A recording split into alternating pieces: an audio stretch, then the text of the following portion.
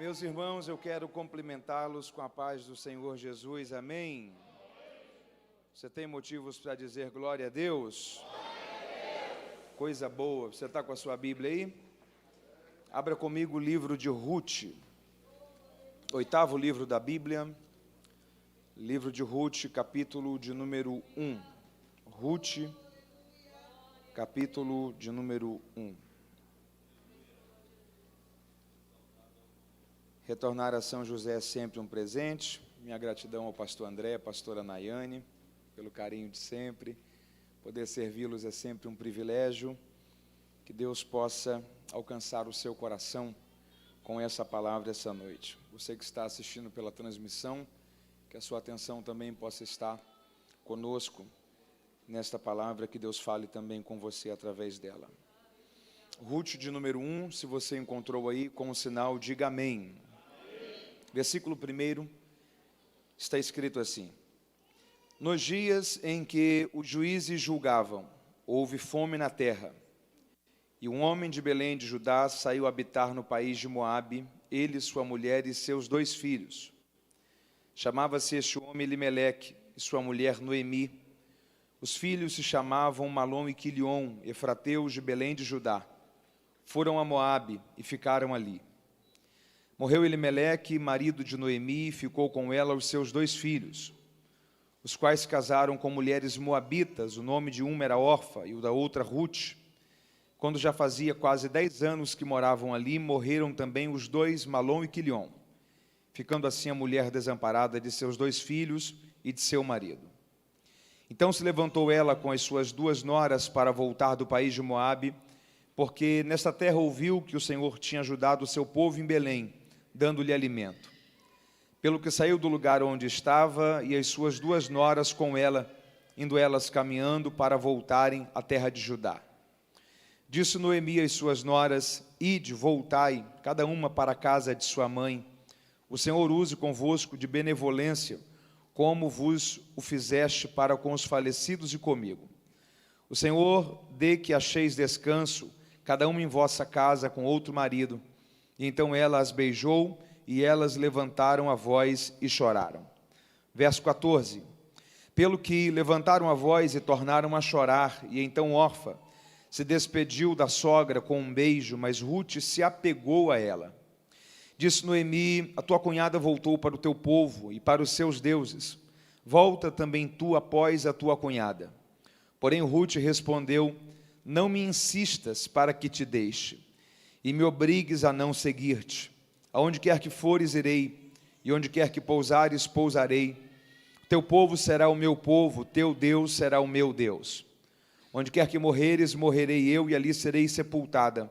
Faça-me o Senhor o que bem lhe aprouver, se outra coisa que não seja a morte me separar de ti.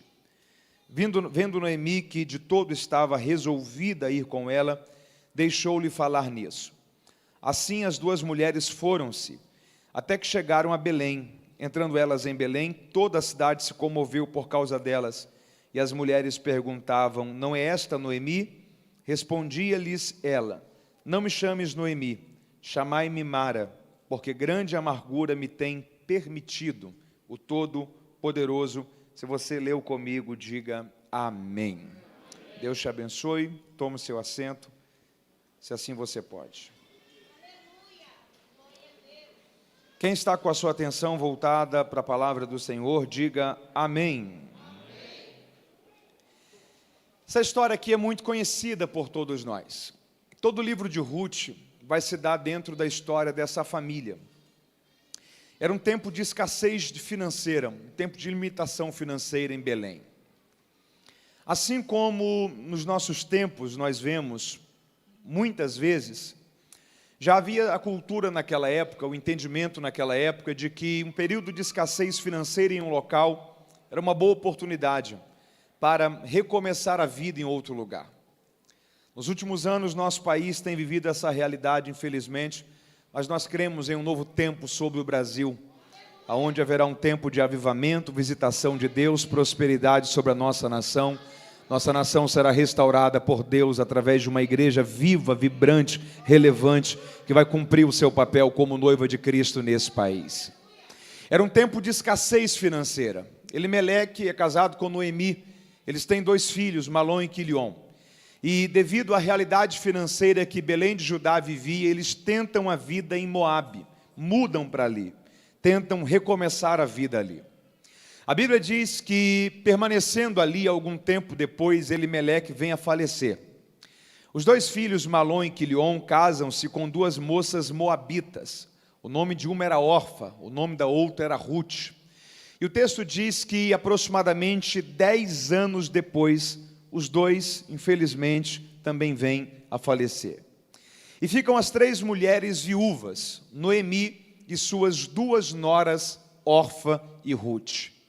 Havia uma cultura na época, na verdade, um princípio que todo o povo de Israel celebrava, para que fosse perpetuada a descendência, a genealogia, de que quando o chefe de uma família falecia, se ele não tivesse filhos, a viúva casava-se com um dos irmãos do falecido. E o filho que nascesse dessa nova união era considerado filho daquele que faleceu, para que fosse perpetuada a descendência, o nome da família, para que a tradição da família, o legado da família, o poder de descendência e de genealogia daquela família não viesse a se findar com aquele que morreu. Noemi até tenta trazer essa ideia, essa cultura à tona, mas ela não tinha outros filhos. E a Bíblia diz que ela chega para as 2 noras e ela diz: eu não tenho filhos para dar a vocês, para que eles sejam por maridos. E ainda que essa noite eu pudesse conceber, não seria justo que vocês esperassem nascer, crescer, se formar, para se casarem, para que fosse perpetuada essa tradição. Então vocês estão livres, sejam felizes, vivam a vida de vocês. Deus permitirá graça a vocês para construírem um novo matrimônio, para recomeçarem a vida, mas não desperdice a dádiva de Deus que é viver. Eu vou voltar para Belém, eu vou recomeçar a minha vida lá. Voltem para a terra de vocês, para a casa da mãe de vocês, para a vida de vocês e recomecem a vida. Celebre a dádiva de Deus que é viver. As 3 choraram, se compadeceram. Um sentimento de empatia envolveu o coração de ambas. E a Bíblia diz que as 2 noras vão ter comportamentos diferentes. Orfa vai olhar para a sua sogra, o texto deixa bem claro que ela vai beijar a sua sogra e se despedir da sua sogra. Porém a Bíblia diz que Ruth se apegou a ela. Ruth olhou para ela e disse: eu faço contigo uma aliança. A partir de hoje o teu povo será o meu povo, o teu Deus será o meu Deus. Onde você for, eu estarei com você. Aonde você for sepultado, eu serei sepultada junto. Eu vou com você até o final. Há um pacto, há uma aliança, há um compromisso celebrado, firmado entre nós. Eu não te deixarei e você será testemunha disso. Ela sai de Moabe sem garantia alguma de futuro. Um sentimento de vazio, de desesperança, de luto, de aflição. Perguntas sem respostas, inquietações mal resolvidas dentro de si. Por que Deus permitiu tudo isso acontecer? Quando ela chega em Belém, não haviam garantias humanas alguma também para ela ali. Talvez era um outro tempo, uma outra geração, uma outra configuração. Talvez alguém até conhecia Noemi, Elimeleque, mas não havia o mesmo sentimento, a mesma afeição, o mesmo afeto. Eles têm que literalmente recomeçarem a vida.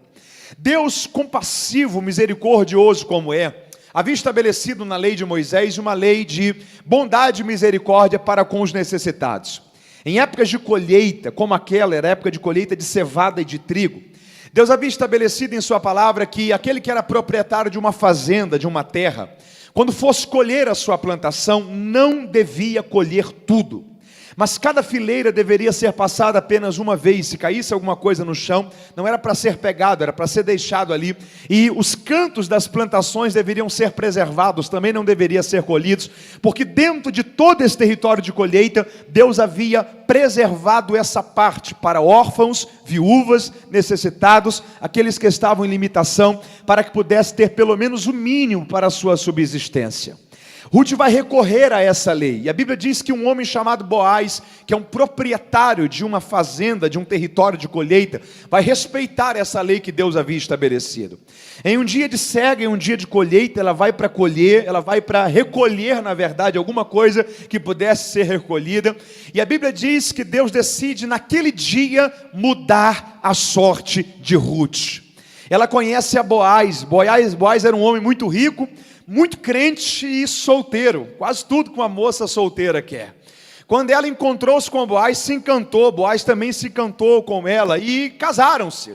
Tiveram filhos, o nome do filho chamou-se Obed. Obed teve um outro filho que se chamou Jessé. Jessé teve um outro filho que se chamou Davi. Davi foi o maior rei da história de Israel. Deus restaurou a sorte dessa família, porque existia uma mulher chamada Ruth que não desistiu, mas decidiu acreditar que Deus tinha coisas novas para a sua história de vida. Quando Noemi está entrando em Belém, voltando de Moabe, junto com Ruth, antes de todo esse cenário tão maravilhoso acontecer, a Bíblia diz que as pessoas olharam e disseram: não é essa daí Noemi, esposa de Elimeleque? Não é ela que se conta a história de que saiu daqui, infelizmente foi para uma outra terra, morreu o esposo, morreu os 2 filhos? Não é essa Noemi? E Noemi olhou e falou assim: não me chame de Noemi, se é para me chamar de um nome, me chame de Mara.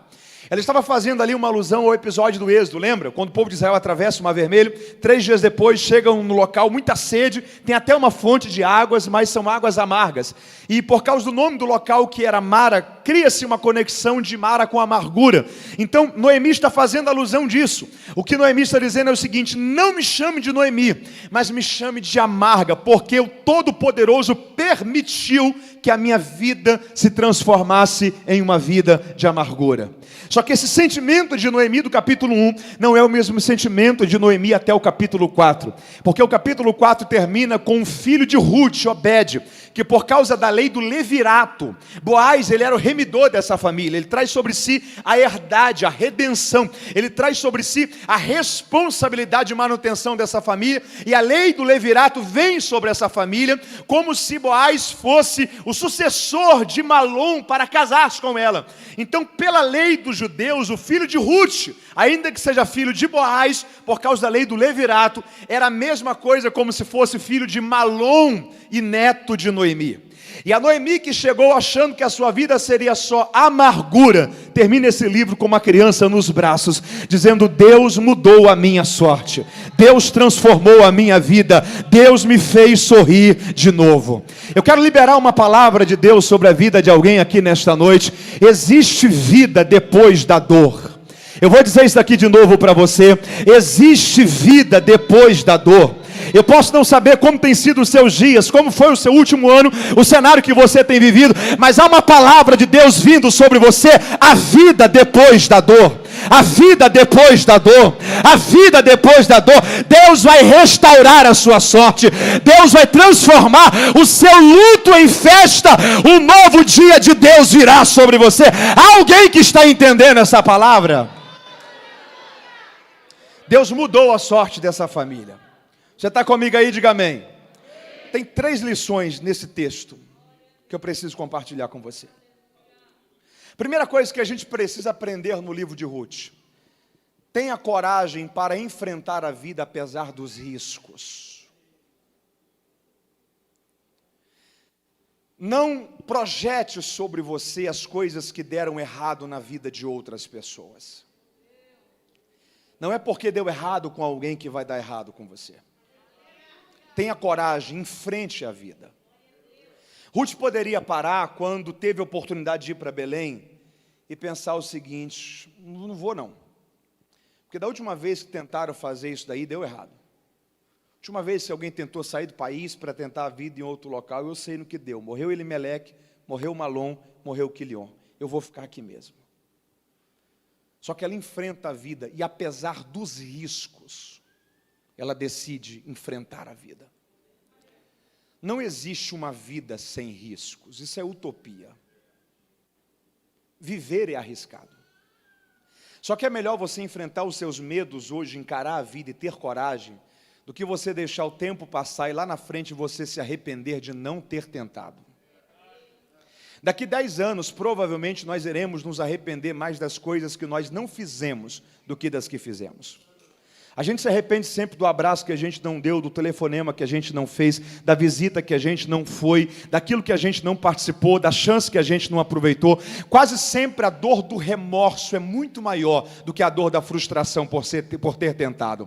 Ruth entende isso, que a vida tem riscos, só que se você entende que há um Deus que é poderoso para te guardar em meio aos riscos da vida, você enfrenta a vida, você não se auto-sabota, você não permite desistir por causa do medo de tentar. Não existe uma fórmula pronta para a vida, não existe. A vida, cada momento vai exigir de você uma reação. Nem sempre aquilo que deu certo lá atrás vai dar certo agora. Lembra de Moisés, Êxodo 17? Moisés, Êxodo 17, deu certo ferindo a rocha, porque Deus olhou para ele e falou o seguinte: Moisés, fira a rocha. Só que em Números capítulo 20, Deus olha para ele e fala assim: Moisés, fale com a rocha. Parece que a mente dele está no automático daquilo que deu certo lá atrás. Quando Deus fala com a rocha, ele fere a rocha, até dá água de novo. Mas por causa daquilo ali, na verdade ele tem toda a entrada de Canaã comprometida. Ele não sabia, mas aquilo ali era um ponto de Cristo, era um símbolo de Cristo. O Senhor fala com ele: eu te mandei falar, você feriu. Era um símbolo de Cristo ferindo a rocha. Você deixa de entrar em Canaã por causa disso. Porque não existe uma fórmula mágica para a vida. Nem sempre é a mesma atitude, nem sempre é a mesma resposta, nem sempre é o mesmo caminho, nem sempre é o mesmo comportamento. Tem horas que Deus vai te dar uma estratégia nova, uma direção nova. É por isso que você tem que estar conectado com Deus, porque nem sempre o que deu certo há 10 anos atrás vai dar certo hoje. Mas se você está conectado com o Senhor, apesar dos riscos da vida, Deus terá uma direção e uma estratégia para dar para você. Você está entendendo isso daí?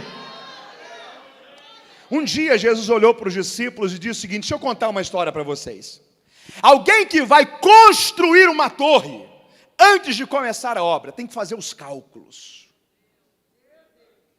para que ele não comece na empolgação e não consiga chegar até o final, e a obra termine inacabada, e ele seja motivo de vergonha. Qual é a ênfase do que o Senhor está falando ali? Ele está dizendo o seguinte: racionalize. Você pode repetir isso comigo? Diga: racionalize. O princípio que ele aplica ali não serve para Pedro dentro do barco. Porque dentro do barco, Pedro está dizendo: Senhor, posso ir contigo? Jesus falou: pode, vem. Se Pedro aplica o racionalize ali, ele não sai. Mar não tem chão. Não tem como pisar sobre as águas e não afundar. O que Jesus está falando ali? Você precisa entender que cada momento vai ter um princípio. Cada momento vai ter uma direção. Cada momento vai exigir uma reação de você. Tem horas que é racionalize. Tem horas que é, se você racionalizar, você para. Se você tentar racionalizar o processo, você desiste. Tem horas que eu não acredito e vai. Tem horas que eu confio que vai dar certo. Tem horas que eu sei que é um Deus que é poderoso para me guardar. Tem horas que eu vou levantar a cabeça e talvez é a única chance, mas eu vou aproveitá-la. Tem horas que o Deus que me trouxe até aqui é fiel para me levar até o final.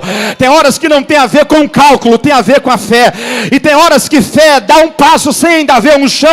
Acreditar que o Senhor vai cuidar e vai prover toda a necessidade. Deixa eu te falar uma coisa: não desista de acreditar e de enfrentar a vida por causa dos riscos. Há uma palavra de Deus sobre você. Tenha coragem e apesar dos riscos, enfrente a vida. Deus te ajudará e o nome dele será glorificado sobre a sua história. Você pode celebrar Deus por isso aí. Primeira coisa que a gente tem que aprender nesse livro: olhe para alguém perto de você e diga para essa pessoa: tenha coragem e apesar dos riscos, enfrente a vida. Segunda coisa que a gente precisa aprender com a história do livro de Ruth: não perca o tempo da oportunidade. Não perca o tempo da oportunidade. A oportunidade foi a mesma para Orfa e para Ruth, a mesma. Só que aí o texto tem uma expressão que eu acho isso daqui muito sugestivo. O texto diz que Orfa beijou a sua sogra, mas Ruth se apegou a ela. Sabe qual é o problema? É que às vezes a oportunidade passa e você só beija a oportunidade, mas não se apega. Você só cria um olhar romântico sobre a oportunidade, mas não coloca aquilo como prioridade de vida. Seja em que área for da sua vida. Oportunidade talvez de você galgar patamares melhores na sua vida profissional, fazer uma faculdade nova, realizar um sonho, tirar um projeto da gaveta, seja o que for. O problema é que às vezes a oportunidade passa e a gente até olha com um olhar simpático e diz, como que seria daqui 10 anos, se eu dissesse sim, se eu acreditasse, se eu decidisse viver isso. Só que a gente só beija a oportunidade, mas não decide viver aquilo e se apegar àquilo. Ruth olha para sua sogra e diz, não, eu vou com você, porque a partir de hoje teu povo é o meu povo, teu Deus é o meu Deus. Aí quando ela chega em Moabe, quando ela chega em Belém, qual é o cenário? Incerteza. Só que a gente precisa entender uma coisa, deixa eu te falar um negócio aqui. Quando as coisas são de Deus, dá certo. Você pode repetir isso comigo? Diga, quando as coisas são de Deus, dá certo. Noemi volta na época da colheita. Na época da colheita tem a lei de provisão e misericórdia. Através dessa lei, Ruth conhece Boaz. Através desse encontro, a vida deles é transformada. A gente precisa entender que Deus tem o tempo certo para fazer as coisas. José ele é regido por sonhos. José é regido por... Toda a vida de José é configurada por sonhos. Sonho que ele tem de futuro, sonho de Faraó, tudo acontece por meio de sonhos. Aqueles que são especialistas do sono, eles explicam por estudos que a mente da gente tem dezenas de sonhos todas as noites. Só que a nossa memória, que alguns chamam de memória RAM, muitas das vezes perde-se aquilo. Você está dormindo, seu subconsciente, há vários filmes, trechos passando ali. Normalmente o sonho que você guarda é o sonho que você acorda pelo menos 5 minutos depois do final dele. Parece que a sua mente faz um backup daquilo ali e salva aquilo ali. Aquele sonho você tem memória dele. Os outros sonhos a sua mente não guarda. Os sonhos que Deus deu para José e os sonhos que Deus deu para Faraó foram no momento certo para que eles fossem guardados e não perdidos. Porque a gente precisa entender uma coisa, Deus tem o tempo certo para dar um sonho. Deus tem um tempo certo para revelar um projeto. Deus tem um tempo certo para esclarecer aquilo que ainda está na obscuridade. Deus tem um tempo certo para fazer vir à tona aquilo que é projeto dele, para a história da vida da gente. Ruth foi no tempo certo para Belém. Deus tem as coisas para se encaixar na hora exata. Aí você tem Ruth casando-se com Boaz, gerando Obed, gerando Jessé, gerando Davi, maior rei de Israel. O Cristo, o Messias, vem da descendência de Ruth. Olha a quantidade de coisas que Ruth iria perder se ela não tivesse aproveitado a oportunidade. Alguém ouviu falar mais alguma coisa de Orfa? Não. A gente precisa entender uma coisa. A vida não reproduz a história de quem não aproveita as oportunidades.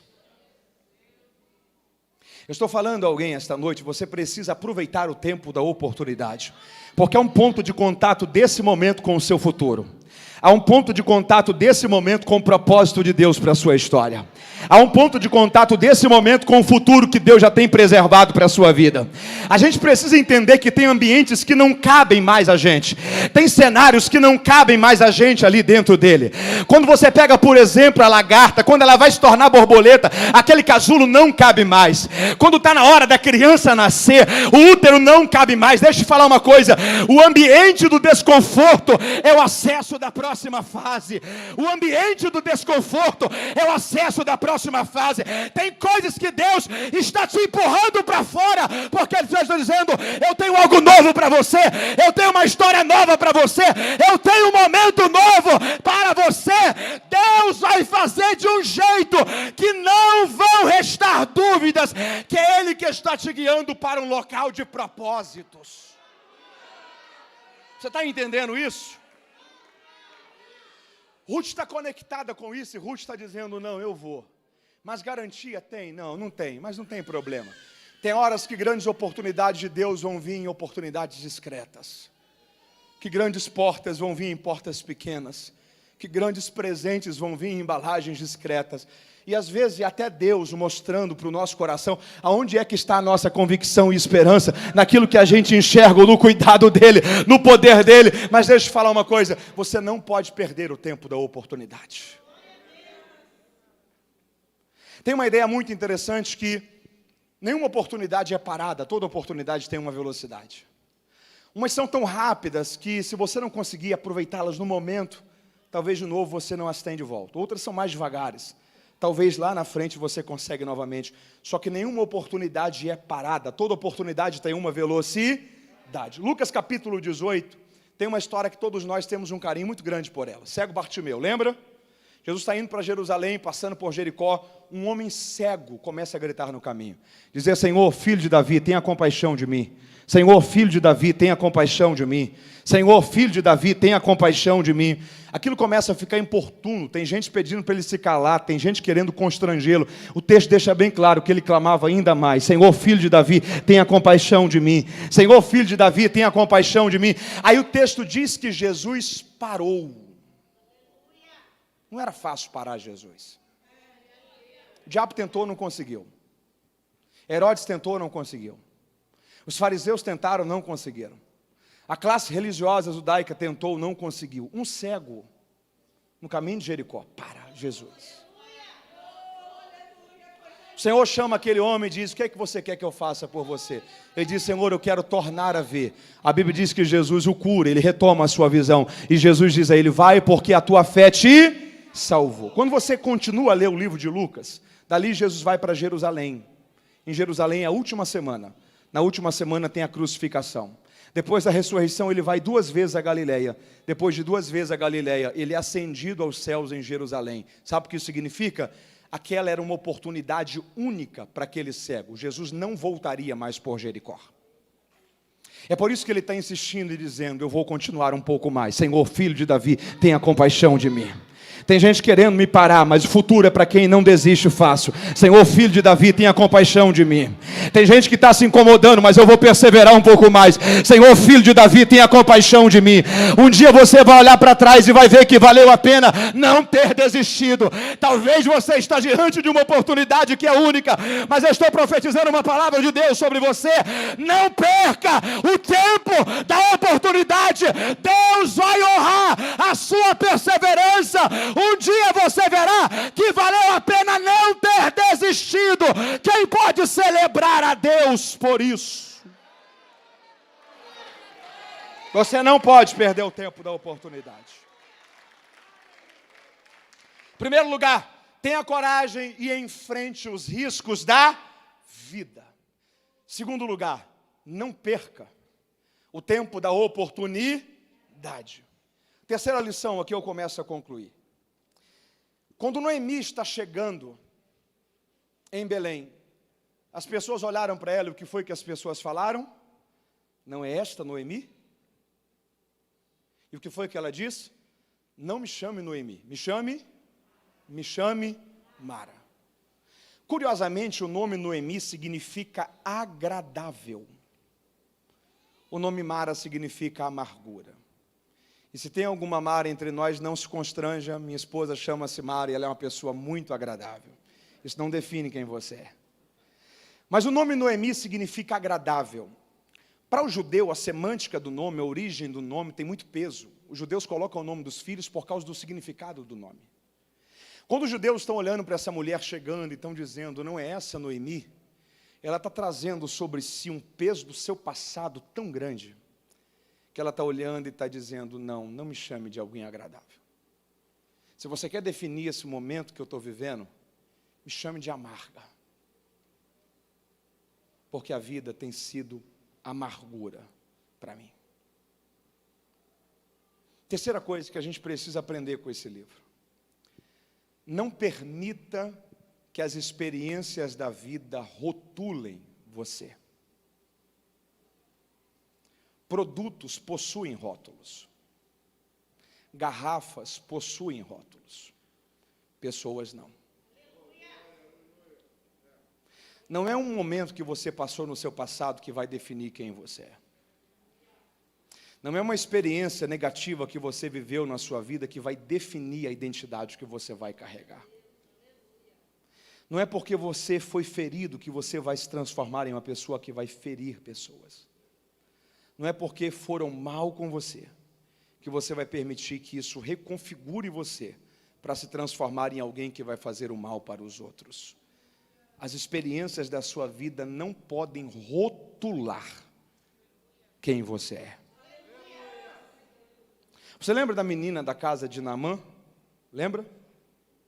Pegam, sequestram, levam escrava, tiram da casa dos seus pais, do território de Israel, colocam ela em um outro país, de um outro idioma, de uma outra cultura, dentro da casa de Naamã, chefe do general do exército do rei da Síria, e colocam aquela menina para ser escrava na casa de Naamã, um homem leproso.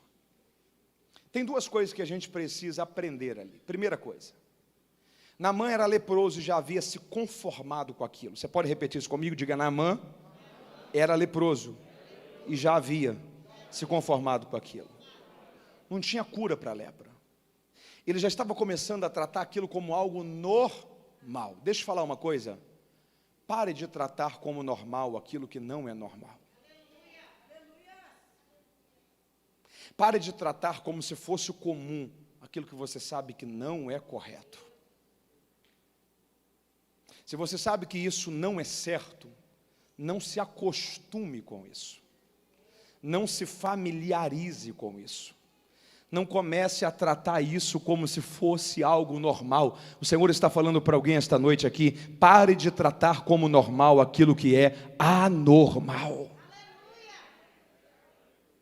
Seja em que área for da sua vida: casamento, finanças, vida espiritual, criação de filhos, seja em que área for, aquilo que você sabe que precisa ser corrigido, que não é saudável, que não vai contribuir para o seu bem, para o bem-estar da sua família, aquilo que você sabe que precisa ser resolvido porque não é comum, não trate isso como normalidade. Pare de tratar como normal aquilo que você sabe que não é normal. Às vezes é permitido Deus alguém passar pelo seu caminho, assim como passou aquela moça por Naamã, e talvez eu seja uma pessoa dessas que Deus está permitindo passar por você hoje, para dizer para você: reaja a isso, não se conforme com isso, busque solução para essa situação, busque tratamento e recuperação para esse problema, mas pare de tratar como normal aquilo que não é normal na sua vida. Reaja a isso. A menina olha para Naamã e diz: isso não é normal, isso é lepra. Tem um homem de Deus em Samaria, o nome dele é Eliseu, e eu tenho certeza que se você chegar até ele, há poder de Deus na vida dele para recuperar a sua saúde e para te curar de toda esta lepra. Toda esta lepra. O que essa menina está fazendo aqui é muito nobre, porque o que fizeram para ela foi mal. O que fizeram para ela foi? O que fizeram para ela foi? Só que ela está em um local que as pessoas que fizeram mal estão desfrutando da utilidade dela, mas ela está olhando para essas pessoas e ela está dizendo o seguinte: não é porque me fizeram mal que isso vai transformar a minha pessoa em uma pessoa má. Não é porque me feriram que isso vai fazer de mim alguém que vai replicar feridas sobre pessoas. Não é porque machucaram as minhas emoções em algum momento que eu vou permitir que a minha vida seja um instrumento para machucar alguém. Podem até ter me feito mal, eu vou ser um instrumento de bênção por onde passar. As experiências da vida não vão me reconfigurar, as experiências da vida não vão me retular, não vão modificar a pessoa que eu sou. Eu estou concluindo essa palavra esta noite, mas eu estou liberando de Deus sobre a vida de alguém. As experiências do seu passado não vão definir quem você vai se tornar. Há um novo de Deus para você. Isso não vai rotular você, isso não vai mudar você. Deus vai te curar e você será um instrumento da bênção de Deus para a vida de outras pessoas. Quem está entendendo isso, glorifique a Deus por essa verdade. As experiências da vida não vão configurar quem você é. Se você terminasse o livro de Ruth no capítulo 1, a experiência seria trágica. A sensação que você teria era: Deus não cuidou dos seus filhos. A sensação que você teria era: não vale a pena permanecer fiel. A vida é injusta. Ou qualquer sentimento que reproduzisse essa mesma sensação. Mas quando você lê o capítulo 2, quando você lê o capítulo 3, e quando você lê o capítulo 4, você vê que o capítulo 1 era só um capítulo. Eu estou liberando uma palavra de Deus sobre alguém. Pode estar sendo difícil esse momento da sua vida, mas é só um capítulo da sua história. Eu vou dizer isso de novo: pode estar sendo difícil, até traumático, passar por essa fase que você está enfrentando, mas é só um capítulo. Se você não parar agora, você vai ver a história que Deus vai escrever. Se você não parar agora, você vai ver como Deus vai te ajudar a recomeçar a história da sua vida. Se você não parar agora, se você não desistir agora, um dia você vai olhar para trás e vai ver que valeu a pena ter perseverado, porque há um Deus que cuidou de você, há um Deus que cuidou de você, há um Deus que cuidou de você. Isso é só um capítulo da tua história. Deus tem um capítulo novo, Deus tem uma história nova. Quem pode ficar de pé glorificando a Deus por essa profecia sobre a sua vida? Diga para alguém perto de você: é só um capítulo. Deus vai mudar a tua história de vida. Deus vai mudar. Deus vai mudar.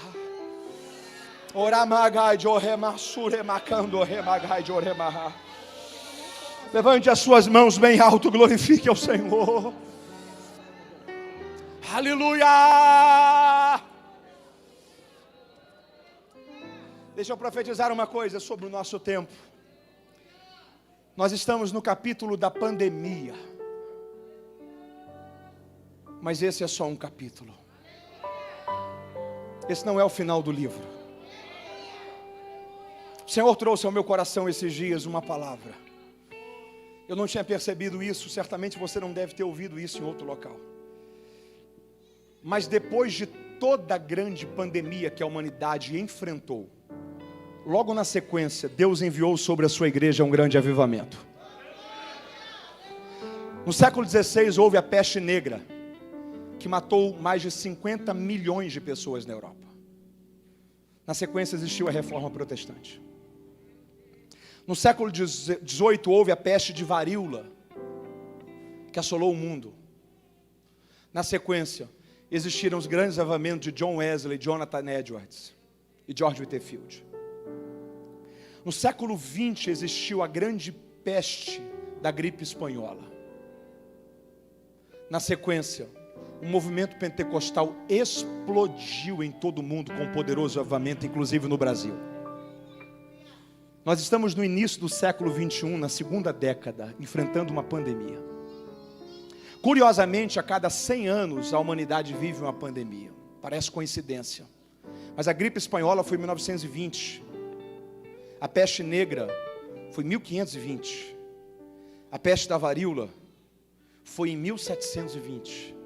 Em 2020 nós tivemos a pandemia do Covid-19.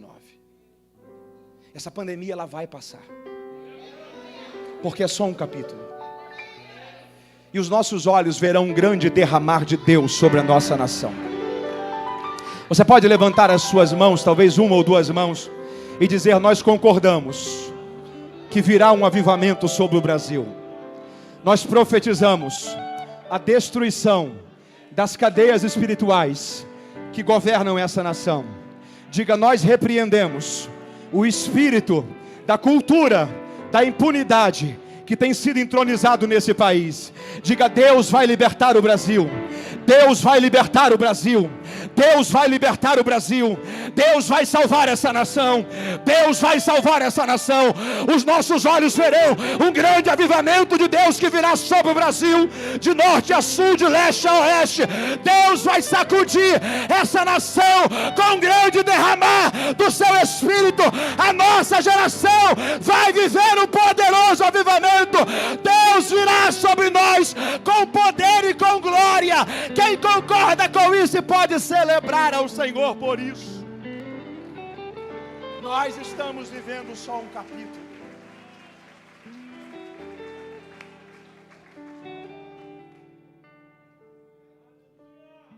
Capítulos fazem parte da história, mas capítulos não definem a história. Sua história vai continuar depois desse